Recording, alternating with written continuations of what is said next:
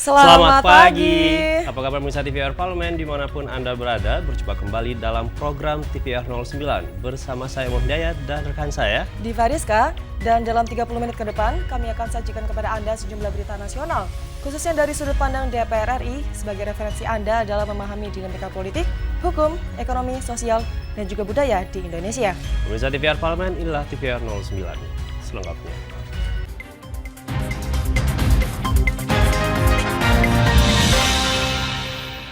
Pemirsa, kita awali pagi ini dengan berita dari Komisi 2 DPR RI apresiasi capaian reforma agraria Pemkab Badung Bali dan berharap program-program yang telah dilakukan oleh kantor pemerintah Kabupaten Badung dapat dijadikan role model bagi kantor pertanahan di daerah lain.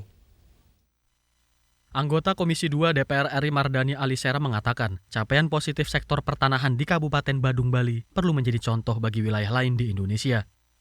Mardani mengapresiasi kebijakan layanan maupun inovasi yang dilakukan kantor pertanahan Kementerian ATR BPN yang memudahkan pengurusan legalitas lahan di wilayah tersebut.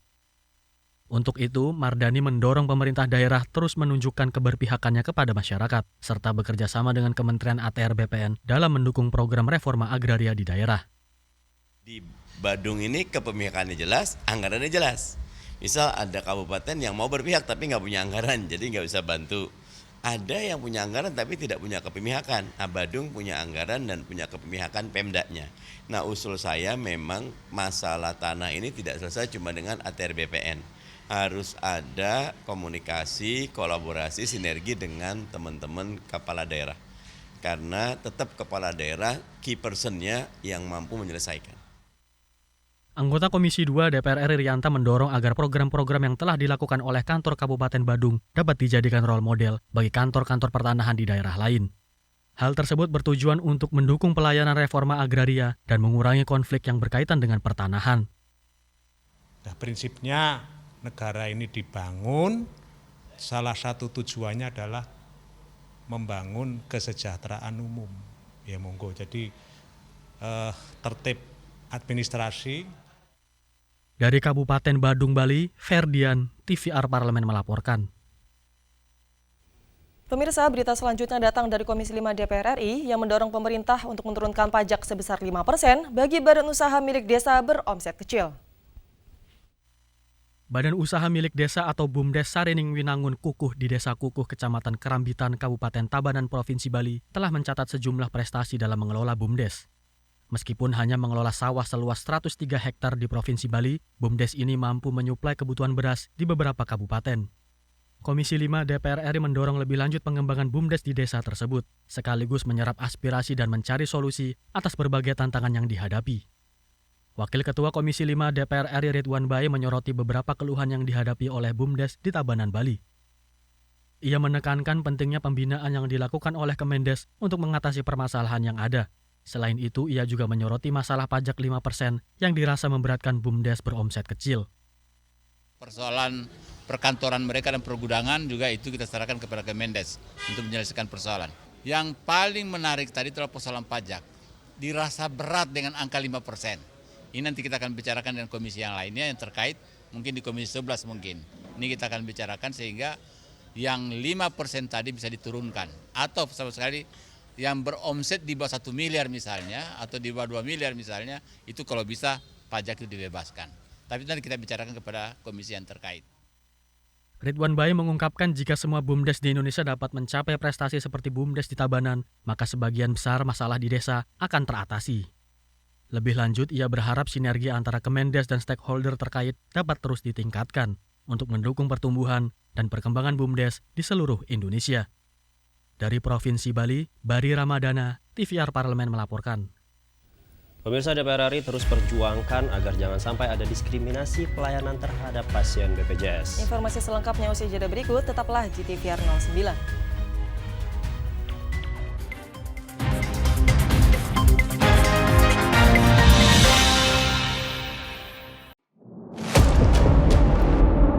Sini ditambang. Konflik yang terjadi, Warga sini tidak mengizinkan.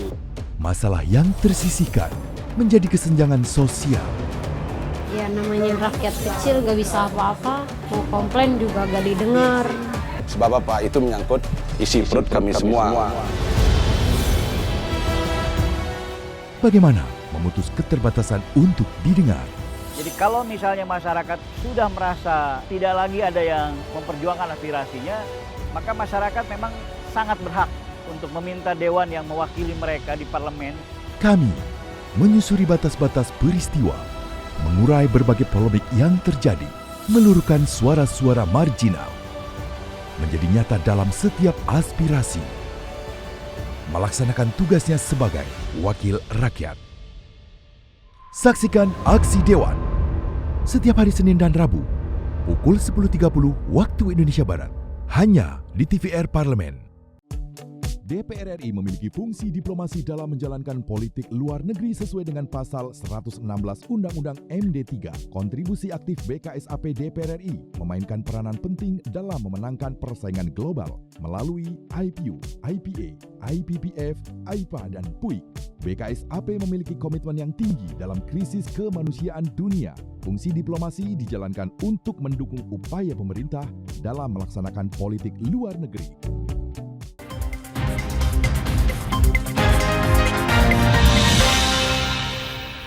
Terima kasih karena Anda masih bersama kami di TVR 09. Pemirsa, sistem kelas rawat inap standar akan diterapkan paling lambat 30 Juni 2025 mendatang. DPR RI menghimbau agar pihak rumah sakit untuk tidak membedakan antara pasien BPJS dengan pasien mandiri.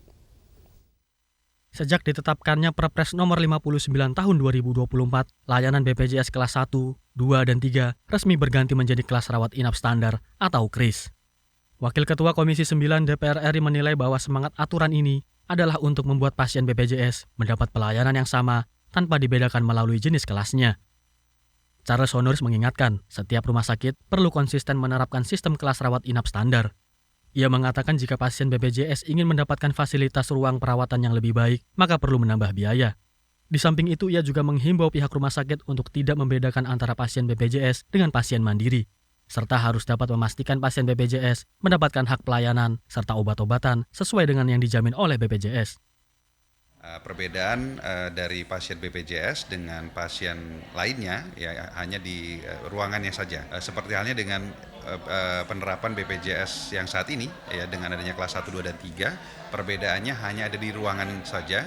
Nanti ketika kita sudah masuk ke penerapan KRIS, ya tentunya apapun itu fasilitas pelayanan kesehatan baik milik pemerintah maupun milik swasta harus memberikan pelayanan kesehatan secara efektif dan optimal kepada masyarakat. Jadi tidak boleh ada diskriminasi pelayanan kecuali dalam hal ruangan rawat inapnya saja. Pemerintah akan memberlakukan sistem kelas rawat inap standar paling lambat 30 Juni 2025. Melalui sistem KRIS, satu ruangan rawat inap dibatasi hanya boleh diisi 4 tempat tidur. Komisi 9 meminta pemerintah konsisten menerapkan kebijakan ini dan melakukan pengawasan terhadap rumah sakit yang bekerja sama dengan BPJS Kesehatan. Dari Sulawesi Utara, Handoko, TVR Parlemen melaporkan. Pemirsa, meski citra positif DPR RI meningkat, Wakil Ketua DPR RI Muhaimin Iskandar mengingatkan agar tidak cepat berpuas diri. Sebaliknya harusnya menjadi pemacu bagi seluruh anggota DPR RI agar terus bekerja maksimal untuk rakyat Indonesia. Berdasarkan hasil survei Litbang Kompas per Juni 2024, kepercayaan publik terhadap DPR RI meningkat sebanyak 12,1% dari periode Desember 2023 dengan nilai yang diperoleh saat ini adalah sebesar 63%. Kenaikan angka ini diharapkan mampu meningkatkan kinerja DPR RI ke depan. Wakil Ketua DPR RI Abdul Muhaimin Iskandar mengatakan, kenaikan angka kepercayaan publik terhadap DPR RI patut diapresiasi. Namun, seluruh anggota DPR RI dan juga sistem pendukungnya di Sekretariat Jenderal DPR RI harus tetap bekerja keras dalam menjalankan fungsi DPR RI, baik legislasi dan pengawasan. Sehingga diharapkan, apa yang disuarakan oleh DPR RI merupakan representasi kepentingan masyarakat. Survei terakhir ada peningkatan persepsi yang positif. Moga-moga dengan pansus haji ini juga persepsinya juga akan meningkat karena satu-satunya peristiwa angket. Karena sistem pemerintahan kita ini bukan parlementer. Sehingga DPR punya kewenangan yang terbatas. Sehingga berbagai agenda yang tidak menjadi kesepakatan dengan pemerintah bisa jadi gagal. Tapi di sisi yang lain, DPR harus menjadi bagian solusi yang cepat yang dihadapi masyarakat kita. Lebih lanjut, Muhaimin mengingatkan, Pencapaian ini bisa menjadi penyemangat bagi anggota DPR RI periode sekarang dan yang akan datang, serta para pegawai Setjen DPR RI untuk terus menyuarakan aspirasi masyarakat dan menyelesaikan PR di akhir periode ini. Sehingga ke depan, tingkat kepercayaan publik terhadap DPR dapat terus meningkat. Akbar Prayoga, TVR Parlemen, melaporkan. Komisi 1 DPR RI dukung seluruh kebutuhan logistik seperti pengadaan kendaraan untuk pergeseran pasukan Kodam 9 Udayana dalam mengamankan Pilkada 2024 di pelosok daerah. Dalam rangka persiapan Pilkada serentak November 2024 mendatang, Komisi 1 DPR RI mendukung kesiapan personel dan material Kodam 9 Udayana untuk pengamanan dan antisipasi potensi konflik di wilayah Bali, NTB, dan NTT. Wakil Ketua Komisi 1 DPR RI Utut Adianto menyampaikan, untuk mendukung kinerja TNI, Komisi 1 DPR RI akan membentuk panitia kerja alutsista guna mencegah keberpihakan politik TNI dalam Pilkada serentak 2024 serta menciptakan demokrasi yang netral dan sesuai dengan representasi masyarakat. Menjadi pesta demokrasi yang merepresentasikan pilihan rakyat. Kekurangan kita lihat terutama soal kendaraan truk untuk mengangkut prajurit maupun babinsanya masih yang di daerah NTT dan NTB, kekurangan sepeda motor yang kita sampaikan di komisi. Sementara itu, anggota Komisi 1 DPR RI Sturman Panjaitan menyampaikan, kesuksesan pemilu presiden dan legislatif sebelumnya menjadi bukti akan kesiapan dalam menghadapi tantangan serupa. Untuk itu, Komisi 1 DPR RI mendukung seluruh kebutuhan logistik seperti pengadaan kendaraan untuk pergeseran pasukan Kodam 9 Udayana dalam mengamankan Pilkada 2024 di pelosok daerah. Mereka sudah menyiapkan prajurit di 3 provinsi, baik di Bali, NTB, dan NTT. Dan ini sudah mereka siapkan semua, sehingga saya melihat perlu mematangkan lagi untuk penempatan di pos masing-masing. Mereka ada kekurangan, yaitu alat peralatan PHH dan kendaraan. Dan ini yang perlu diperhatikan oleh penyelenggara. Dari Denpasar, Rizky Kurniawan, TVR Parlemen, melaporkan. Pemirsa, PHK massal terjadi pada industri tekstil di Indonesia. DPR RI desak intervensi dari pemerintah. DPR RI menilai belum ada keberpihakan dari pemerintah untuk melindungi produk tekstil dalam negeri. Dan pemirsa, informasi selengkapnya sesaat lagi, tetaplah bersama kami di TVR 09.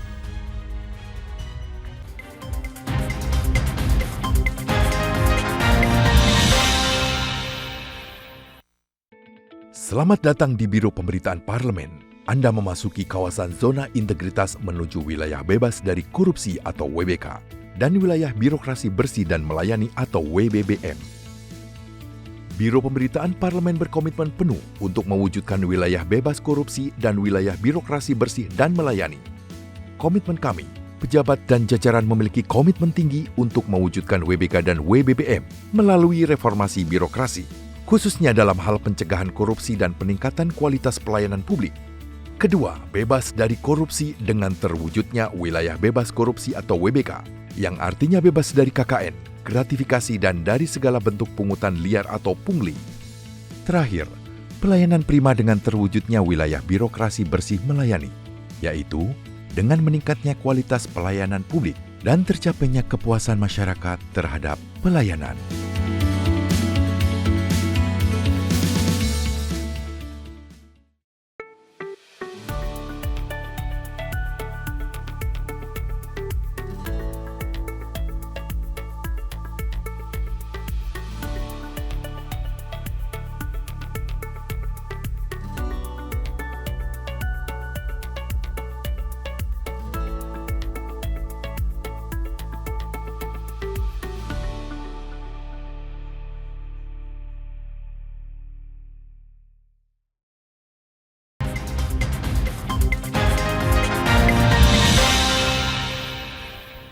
Kembali di TVR 09. Pemirsa, pemerintah harus segera memperketat keran impor agar tidak semakin mematikan industri tekstil dalam negeri.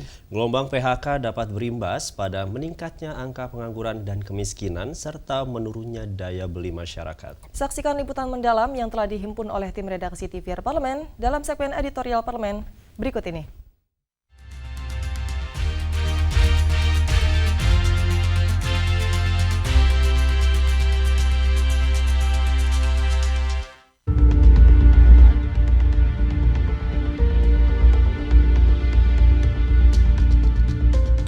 permintaan ekspor diyakini menjadi salah satu penyebab merosotnya angka produksi yang berimbas pada maraknya PHK di sektor industri tekstil. Saat ini, kecenderungan masyarakat lebih memilih menggunakan produk tekstil impor yang berakibat merosotnya angka permintaan produk tekstil dalam negeri. Gelombang PHK terjadi di sentra industri tekstil dan produk turunannya. Konfederasi Serikat Pekerja Nusantara mencatat terjadi PHK terhadap 50.000 pekerja. Yang terbaru, menyusul 11.000 pekerja dari 6 perusahaan akan dirumahkan. Revisi kebijakan impor tekstil menjadi penyebab kekisruhan ini. DPR RI menilai belum ada keberpihakan dari pemerintah untuk melindungi produk tekstil dalam negeri. Karena produk impor membuat industri tekstil nasional babak belur.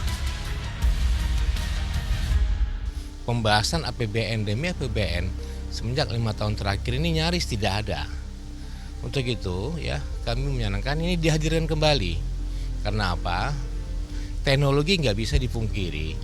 Keniscayaan terhadap kemajuan teknologi baik dari China maupun di luar China ini sangat maju, ya, yang membuat tingkat efisiensi yang tinggi.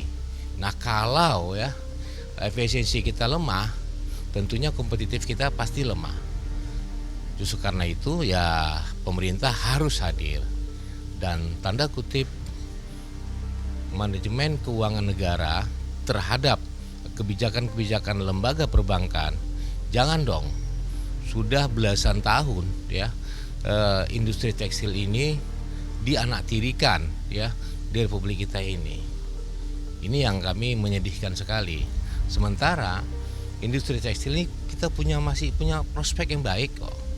Ya, dengan besarnya penduduk kita ini jangan menjadi sasaran empuk daripada negara-negara China yang selama ini memberikan. Pemerintah harus segera memperketat keran impor agar tidak semakin mematikan industri dalam negeri. DPR RI menyarankan pemerintah mencari celah untuk mengubah peraturan Kementerian Perdagangan yang lebih berpihak pada industri tekstil nasional. Peraturan Menteri Perdagangan Nomor 8 Tahun 2024 tentang kebijakan dan pengaturan impor dinilai mengganggu basis produksi dalam negeri karena meniadakan pertimbangan teknis impor pakaian jadi. Gelombang PHK dapat berimbas pada meningkatnya angka pengangguran dan kemiskinan, serta menurunnya daya beli masyarakat. Pemerintah didesak menyelesaikan permasalahan tersebut agar tidak mengganggu agenda pembangunan dan kemampuan fiskal. Ya, saya kira target pemerintah ya kalau untuk memperkuat fiskal ya memang bisa terganggu juga kalau misalnya tingkat konsumsi masyarakat juga lemah karena memang lagi sulit kan begitu. Apalagi kemudian dengan kehilangan pekerjaan ya otomatis kemampuan daya beli masyarakat juga akan semakin berkurang. Sangat-sangat berkurang dan berada di titik yang sangat mengkhawatirkan. Nah, makanya kita doronglah pemerintah ini dengan Kemenko-nya itu untuk sesegera mungkin mengantisipasi jangan sampai kemudian ini menjadi gelombang yang jauh lebih besar dan nanti keteteran. Untuk mengurai persoalan ini, DPR RI menyarankan intervensi penuh pemerintah pusat, baik Kementerian Perdagangan dan Perindustrian. Bantuan pembiayaan perbankan, perketat barang impor, dan kebijakan non-tarif perlu menjadi program prioritas. Hal ini untuk mendorong produk tekstil nasional lebih kompetitif dan tetap berproduksi. Nah, itu yang perlu inovasi-inovasi dari pemerintah. Pemerintah harus memberikan proteksi agar pabrik-pabrik kita itu bisa lebih kompetitif produknya, produk tekstilnya. Baik dari segi perbankan bagaimana harus bunga kredit yang murah, juga urusan-urusan birokrasi, sehingga mereka bisa menekan cost-nya tapi bisa bersaing.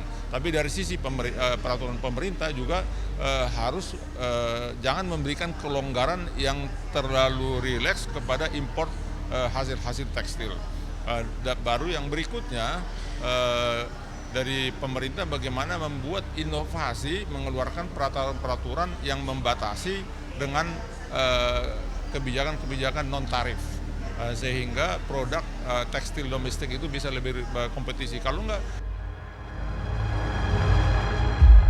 Tim TVR Parlemen melaporkan.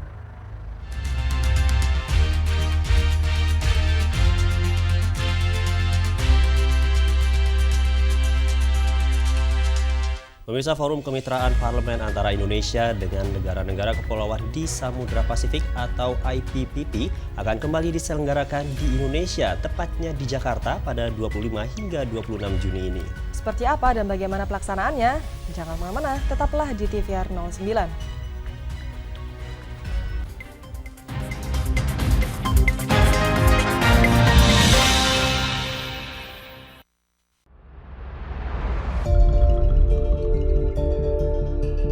The House of Representatives of Republic of Indonesia will host the Indonesia-Pacific Parliamentary Partnership or IPPP in Jakarta from 25th to 26th of July 2024.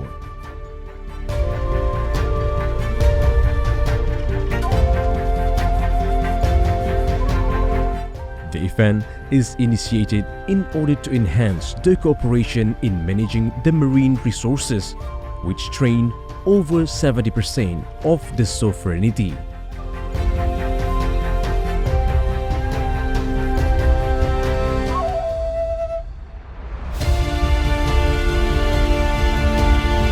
Brings fostering regional connectivity and inclusive development as the main issue. The House invites 14 countries and 2 countries under Pacific regions to participate to this international event.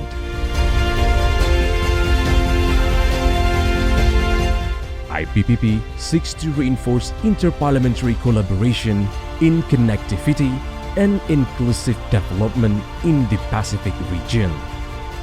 Within the maritime, environment, climate change, natural disasters, social, cultural, and education sector.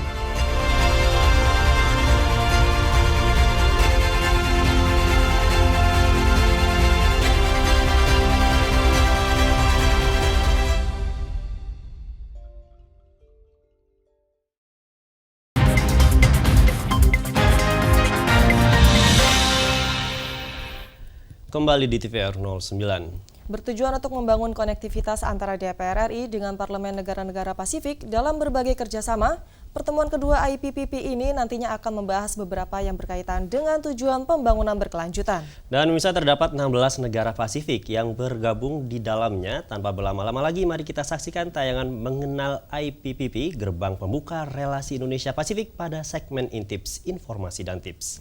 Berikut ini.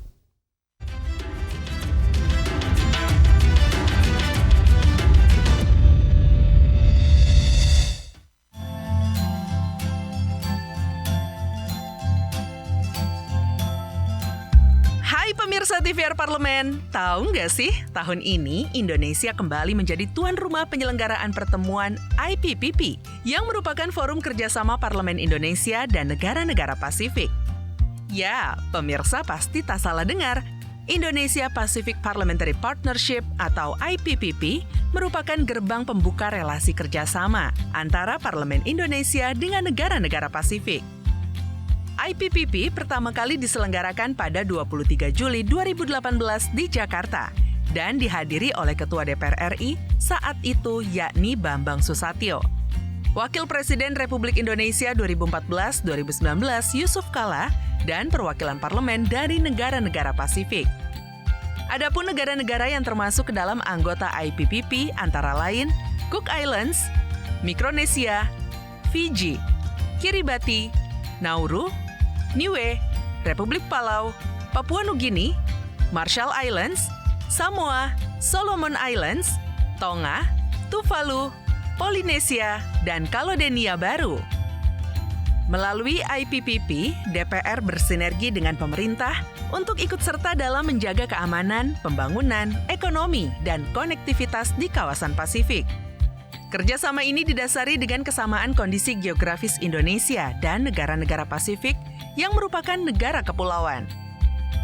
Negara-negara di kawasan Pasifik tidak hanya dipersatukan oleh kesamaan kondisi geografis, potensi kekayaan alam, dan keberagaman latar belakang sumber daya manusianya saja, tapi juga kesamaan dalam tantangan dan masalah yang dihadapinya.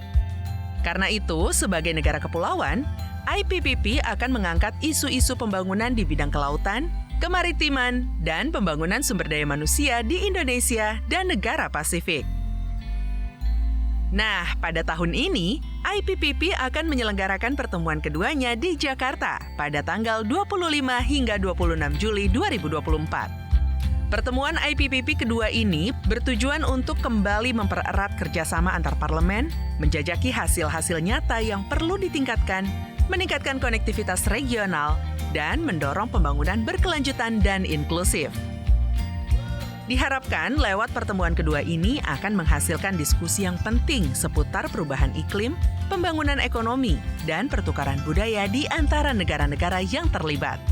Hal ini sesuai dengan cita-cita IPPP untuk membangun kawasan Pasifik yang semakin solid dan sejahtera, di mana upaya kolaboratif dan nilai-nilai bersama mendorong kemajuan dan stabilitas bagi semua anggota bangsa. Kesinambungan pertemuan IPPP pertama hingga kedua menunjukkan adanya perkembangan komitmen untuk mengatasi tantangan regional secara bersama-sama dan memanfaatkan potensi Samudra Pasifik untuk kepentingan semua negara yang berbatasan dengannya. Wah, seru sekali ya pemirsa. Semoga kerjasama ini membawa dampak baik bagi semua negara yang terlibat. Sampai jumpa di Intips episode selanjutnya.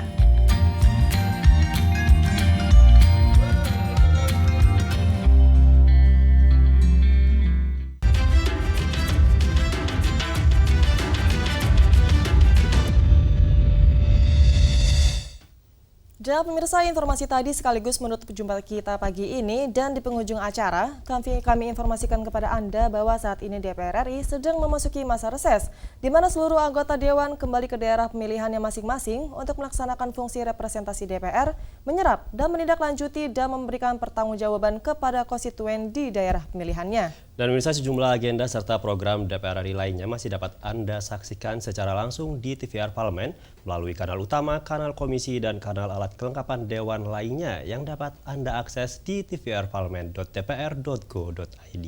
Pemirsa TVR Parlemen, demikian TVR 09 edisi pagi ini. Segenap kru TVR Parlemen yang bertugas mengucapkan terima kasih telah menyaksikan TVR 09 pagi ini. Saya Diva Rizka dan juga rekan saya Om Hidayat. Sampai jumpa di TVR 09 selanjutnya. TVR Parlemen, referensi Indonesia.